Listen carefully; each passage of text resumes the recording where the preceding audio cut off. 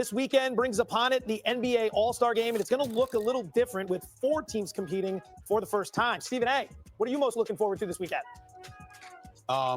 Seeing whether or not the players are going to show effort. This is not on the league. This is on the players. I don't care about new rules. I don't care about what they're trying to jump in. I don't want to hear any of that nonsense. I want to see effort. The kind of effort that you put forth when you're working out in the summer playing against one another. If you can play then you can play on NBA All-Star Weekend. Nobody's asking you to compete like you're going against each other in the regular season of the playoffs. But in the Yes, family, we are back, and I appreciate you for tapping in to another episode of United in Hoops here at the Mind Sphere, where we are a collective group of individuals who are basketball enthusiasts and who love the game for the pure sport. And we also, if you would just get up and teach them. Man, shout out to all the teachers in the world. But we teach. I say we teach, and that includes you in the comment section. Hey, if I'm wrong, charge it to my head, not my heart. Correct me in the comment section. And if I'm wrong, charge it to my head, not my heart. You'll teach in the comment sections. It's a lot of people who don't know, but they want to know. So we are a community of teachers and basketball enthusiasts. Shout out. And that's facts. But without further ado, hope your day is going good. And if not, you have the power to change it. Remember that. Let's get it. But in the summertime, when you're working out with each other, you show a little bit of effort. You could do that for NBA All-Star Weekend. And I don't think the pressure that's going to be on Steph Curry, I don't think that can be underestimated, because what you're going to have is a situation where everybody's looking, it's in his city, all right? Everybody know he's going to be the face of this All-Star Weekend. And what you want to see from him is his ability to get the others just to act or resemble like they care just a little bit. Him and LeBron, of course. That's what you're going to be looking for. And that's all anybody asks, okay? We know that the slam dunk contest, you know me, I think we should have a national slam dunk contest and get some brothers out there from the cities throughout America and bring the top 10 dudes to All-Star Weekend and let the players sponsor those guys. That's what I think should happen. Hey, what y'all think about that? Getting some players from each cities to come out there for the All-Star dunk contest? Let me know what y'all thinking. Drop it in the comments. Should happen. But the game itself on Sunday, just show a little effort. Because if you're not going to do that, I would be an advocate of the NBA eliminating All-Star Weekend altogether if you're not. Hey, who's watching the All-Star game this weekend? Drop it in the chats. Let me know. What team you got? You going with the East or West? He's saying it's 4 teams. Bro. To do that. The league should not have to compel the players just to play with a little bit of effort. That's the least they could do. Why can't we go back to the Kobe Iverson era where the first half would be for show, everyone would have their dunks, Shaq would run the point, and then the second half they would D up and play? What's so hard about that? Shaq, what? Your party? Nothing at all. It's just the guys look at the NBA. One of the guys that's very, very influential in this league said this to me. The players look at the league like a bank instead of a partner. And the bottom line is y'all are all. Man, look at the way it's like he tried to come in there and start a back and forth, but Stephen A played it cool with a humble, genuine response. So now he's just like sitting there like, man, what can I try now? In on it together. And the league does its part in trying to promote the players and promote All-Star weekends for its advertisers and sponsors. This is why you get an 11-year, $77 billion deal, because you appease sponsors or what have you. You can't forget about them come All-Star weekend and decide to show up and give a lackluster effort. You got stars, I won't mention their names, but I've spoken to Hall of Famers and champions who will not show up to All-Star weekend. And their words were, if the players don't care, why should I? That's what they said. And so now all you're asking them to do is to go out there and show a little effort similar to what previous generations of players did. Remember when Stephon Marbury and Allen Iverson went out there and they came back and won the All-Star game for the East? The guys one of the best All-Star games we've seen. Remember when Kobe was going up against LeBron and those brothers earlier, just a decade ago and stuff like that, and everybody got on LeBron because he tried to pass the ball in the corner to Carmelo Anthony instead of taking the shot, but you saw guys going at each other. This is what you want to see, at least at some point of the game. Don't do that to themselves. Don't do that to the league. Don't do that to fans. You owe that. And if they're not going to do that, I don't think there should be an All-Star week. Hey, is Stephen A cooking right now? I need drop it in the comments. So it's going to be real interesting because we know. Hashtag Stephen A with the frying pan emoji. Shots fired! Shots fired! Personified. And Steph Curry is one of the greatest ambassadors of the game that we've ever seen. it being in San Francisco, him being a starter, him being there, you would hope that these guys will respond to, the urgency, the show that All-Star Weekend matters, because right now it's not mattering to a lot of people. And I hope that's going to change. And I hope these guys step up and show some effort, because if they don't, I'll be the one in the owner's ear. I'll be the one in Adam Silver's ear. Yo, man, why bother with All-Star Weekend? They don't care. Why should the rest of us? They need to just show they care. That's all. Back to the action on the court. Although the 1 seed seems out of reach in the West, with OKC having a commanding 8-game lead. After that, it's a tight race, with the 5th-seeded Lakers only 3 games behind the 2-seed Grizzlies. According to ESPN Analytics, OKC and the Lakers have the highest percentage chance to make the conference finals. Let's bring back Windy and Big Perk along with Stephen A. Windy, biggest sleeper in the West is? The Denver Nuggets. And I don't even think they're sleeping. I couldn't even answer this because I don't think they're a sleeper. They have won 8 consecutive games. And in this stretch, which you... Hey, Denver Nuggets supporters, where y'all at, man? Sound off in the comments. Hashtag chip. I think y'all getting a chip this year. We've seen is the reestablishment of Jamal Murray. Now, Jokic is putting up amazing numbers. He could end up winning this MVP award. His numbers are as strong as they've ever been. I think SGA is in the lead because of how great the Thunder have been this year, but he's had an MVP level season.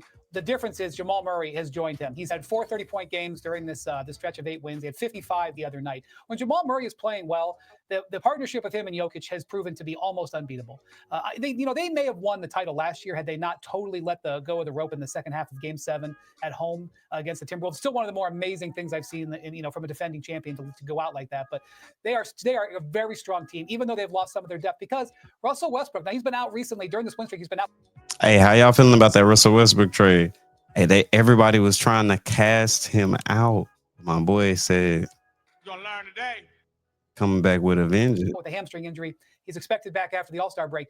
Him going into the starting lineup has been shockingly effective. Jokic has invested in his success. He helped Jokic. He's been a discovery for them. They are a force to be reckoned with. Keep an eye on the Denver Nuggets. They do have a tough schedule coming in, but keep an eye on the Denver Nuggets after the break. Legit title contenders. They're a threat to win it all. Now, a sleeper, now, Stephen A., listen, y'all know I don't do this often because I'm not wrong. I'm not right. I'm not wrong often, okay? But let me... Wait a minute. I beg your pardon? Apologize. So let me apologize to Ty Lue. Let me apologize to Ty Lue and the Los Angeles Clippers, because I killed them when they lost Paul George and gave Paul George and got nothing back. And I said that they didn't do anything to surround make this team better, and they're right there in the thick of things. And I knew better. When it comes down to T. Lue bringing out the best of his players, he does that at the highest level. That's why he's one of the best coaches in the game. And now you have a team where James Harden is on his way to San Francisco as an All-Star. Norman Powell should have been an All-Star. And now Kawhi Leonard is the third option on this team. You have a group of veterans that has bought into their system, bought into their roles. You have Big Zubac down there playing the center position at a very high level. You have all these guys coming in off the bench that are being stars in their role. By the way, they just got Ben Simmons. Ben Simmons played a pretty decent damn. Hey, what's y'all thoughts on Ben Simmons? How is Ben Simmons holding up this season? Has he been hooping? Y'all know that boy be, or has he been layupping? Shots fired! Damn game yesterday. What? His first game in the Clipper uniform coming in off the bench. I'm looking at this. What? Is he still even in the league? Yes, he's in the league. He's in the league. I believe he had like 14, 7, and 8 last night off the bench for the Clippers. Listen, I'm telling you, man, Ty Lue does Perk one. ain't having that. Big Perk say what it is. The former #1 pick. They're going to ask him to be something off the bench that he's capable of being on this team full of vets. People need to watch out for the Los Angeles Clippers. They're the real deal. If you watch them play, they play inspiring basketball on both ends of the floor. Jeff Van Gundy is the defensive coordinator over there. He has those guys locked in defensively. I'm telling you, this Clipper team is real, and people need to watch out for them. They're my sleeper in the Western Conference. They feel like a banana in the tailpipe. Stephen, I don't blame you for that. I don't blame you for that. I would say the Lakers, because Luka and LeBron is not something that I can sleep on because of the impact that I beg your pardon. can ultimately have if indeed they're I beg your pardon. On 2 points though, Wendy. I don't view the Denver Nuggets as a I sleeper. beg your pardon. They are right where I think they would be. They could beat anybody in the West when they're on their game when Jamal Murray is. And then when Perk brings up Hey man, we'll still line it up. You know how the Mavs fans be. We'll still line it up with them boys. Hurt or no hurt. Jeff Van Gundy as your defensive coordinator. Me interviewing Ty Lue earlier this season, seeing the job that he has been doing, knowing what a great coach he is. With James Harden balling, Norman Powell, I thought should have been an all-star. I can't disagree with Perk. The only thing that I would say, Perk just. Hey, Clipper supporters, Norman Powell been out there hooping this season? Just threw me off. Because thank God I didn't have food in my mouth when he brought up Ben Simmons. I mean, you got to be kidding me. I mean, this brother right here, listen, he'll show up tonight. You don't know what he's going to do tomorrow night. You don't know what he's going to do next week. And guess what? It might have nothing to do with that. This is the only basketball player in American history that I've seen being assigned to play basketball was treated like they were asking him to be on the front lines of the war in Ukraine. I mean, this dude, that don't make no damn sense. Okay? It's inexplicable stuff. Hey, old dude cracking up. Let me see if I got a draw for it. Oh, dude, cracking up. Oh, my God. That goes on with him. So I don't know. And I'm not even joking about it because I don't know what's, in all seriousness, what's been wrong with him mentally, emotionally, or whatever. And I know he's had some injuries. Please don't get me wrong, the knee, the back, and all. I get all of that stuff. But you talk about a brother, once his contract expires, I think it'd be a challenge for him to get minimum. It don't make any sense what's happened to that brother's basketball career. And yes, he never could shoot, but my God, he could do everything else. He was such a special talent.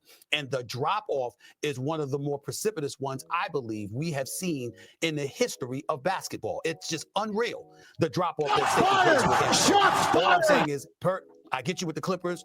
I ain't mad at that at all. But if hey, is Stephen A cooking right now? My boy got the cast iron skillet with the open fire stove top. My boy just out here sizzling up out here. Hey, yo! But if Ty Lue and Jeff Van Gundy and them brothers can get Ben Simmons to play like he played last night on a consistent basis, you know what? Just rip up Ty Lue's contract. Just rip up that contract extension that he had and then double it. Double it. Because you talk about mission impossible being achieved, that would be it. If Ty Lue gets Ben Simmons to be a relevant, if Ty Lue gets Ben Simmons to be a relevant basketball player again, I'm talking about mentally, because we all know the skills there, y'all. We all know it's there. Nobody's questioning Ben Simmons' talent other than his shooting ability. We know he has everything else: size, ball handling, basketball IQ, passing ability. I mean, the brother, defensive ability. The brother's special as a talent. It's entirely in the head. If Ty Lue and Jeff Van Gundy if they get this brother to play, Jeff Van Gundy needs to come off the Clippers bench. Somebody needs to hire him as a head coach, and Bowman needs to rip up Ty Lue's contract and double it. Whatever you're giving him, double it. Because that's pulling off, that's mission impossible. Pulling off right there. That'll put Tom Cruise to shame. I'll throw one other team out there. In the modern NBA, your offense is your floor. All right. Orlando ranks dead last in scoring at 104 points per game. 10 years ago, that would have ranked 5th. Everybody can score. It's the teams who play defense that make the difference. Memphis is top 7 in the NBA in both offensive and defensive efficiency right now. The only teams that join them in that category are OKC and Boston. They're the 2 seeds, so maybe they're not a sleeper. But for all the vitriol that came John Morant's way a few years ago, it feels like this time around we should be paying attention to how well he's turned it around, as well as that team. I'll leave that there.